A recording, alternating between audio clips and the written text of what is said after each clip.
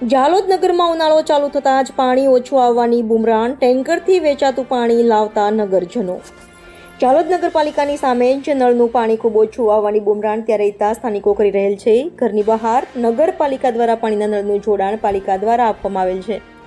આ નળમાંથી પાણી એટલું ધીરે ધીરે આવે છે કે ઘરની અંદર આવેલ ટાંકીમાં પાણી પહોંચતું જ નથી। કોઈ કારણસર કોઈ વ્યક્તિ ઘરની બહાર કામ અર્થે ગયેલ હોય અને પાણી સમય મુજબ ન આવે ત્યારે જો ટાંકીનું નળ કનેક્શન ચાલુ હોય તો ટાંકીમાં પાણી આવતું જ નથી। હાલમાં આ વિસ્તારમાં એક દિવસ છોડીને બીજા દિવસે પાણી આવે છે। હાલ તો ઉનાળો આકરો બેઠો નથી, ત્યાં જ સ્થાનિકોની પાણી અંગેની બુમરાણ ચાલુ થઈ ગઈ છે। તો ઉનાળો જામશે ત્યારે પાણી મળશે કે નહીં? હાલ પાણી ઓછું મળતા સ્થાનિકોને ટેન્કર દ્વારા વેચાતું પાણી લાવવું પડે છે।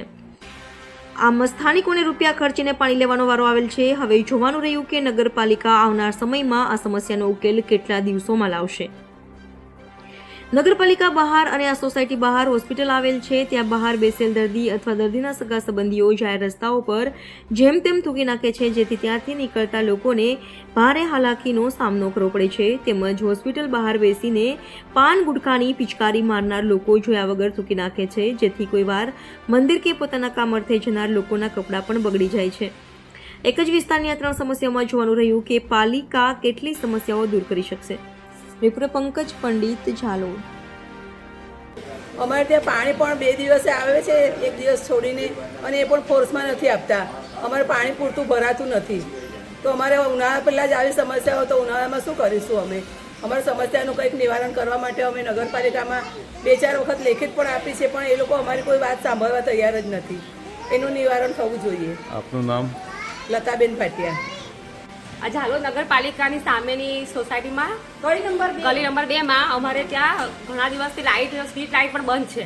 કોઈ કચરો કાઢવા પણ આવતું નથી, કચરો લેવા પણ આવતા નથી, અને અહીંયા નળ પણ અમારે એટલા આવતા જ નથી, એમ એકદમ ધીમા આવે છે ઘણા દિવસથી। પાણી આવતું જ નથી એમ કે તો ચાલે।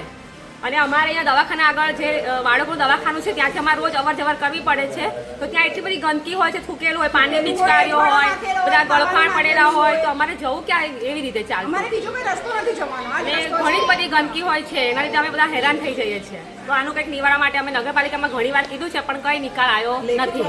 લેખિતમાં પણ આપ્યું છે, થતી નથી। આપનું નામ? પરમાર મિનલબેન રાજેશકુમાર। નમસ્કાર। અમારે ઘણા દિવસથી અહીં પાણીની ખૂબ જ તકલીફ છે।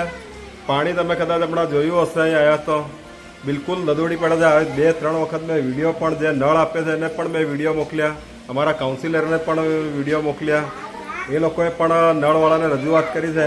એ કહે કે થઈ જશે, પણ આજે 4 દિવસ થઈ ગયા, નળ એવા ને એવા જ આવે છે, એમ જુદુડી।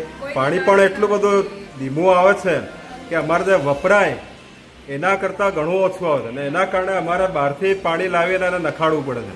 તમે હમણાં કદાચ અહીં જોયું હશે, ટાંકી આખી ખાલી। પહેલાં એવું હતું કે પાણી અમારે કોક ભરાઈ જતું તો બંધ કરવો પડતો, એની જગ્યાએ અઠવાડિયાથી પાણી આવતું જ નથી, હામું નીચે ને નીચે તળ જતા જાય છે, એટલે બહારથી અમારે વેચાતું પાણી લાવવું પડે। બીજું આ લાઇટ છે, લાઇટ બી મહિનાથી અમારે બંધ છે। એની જાતે હું જઈને કમ્પ્લેન લખી આવ્યો, અને લાઇટવાળાને વાત કરી, છતાં આજ દિન સુધી, આજે 4 દિવસ થઈ ગયા, આજ દિન સુધી લાઇટ ચાલુ કરવા માટે આવ્યા નથી। રોજ મારે ઉપર મારું ઘરનું લાઇટ રોજ હું ચાલુ કરું છું। બીજું દવાખાના આગળ આપણે અમારા સોસાયટીના અહીંથી આગળના બધા જ ચાલતા જઈને નીકળે તો ત્યાં આગળ જે દર્દીઓના સગાઓને તે બહાર ઊભા હોય છે, તો રોડ પર જ થૂકે છે। એવા થૂકેલામાં ચાલીને અમારા બાળકો પણ ભણવા જાય છે, તો એ લોકો પણ એવા થૂકેલામાં ત્યાં જાય છે, તો થૂકાવાનું એ પણ એનું ત્યાં બંધ થાય। અને બીજું અમારે કચરા લેવા રોજ સવારમાં આવતા હતા, એ પણ અત્યારે ઘણા ટાઈમ કેટલા દિવસથી બંધ છે? આપણે 15 દિવસ થઈ ગયા।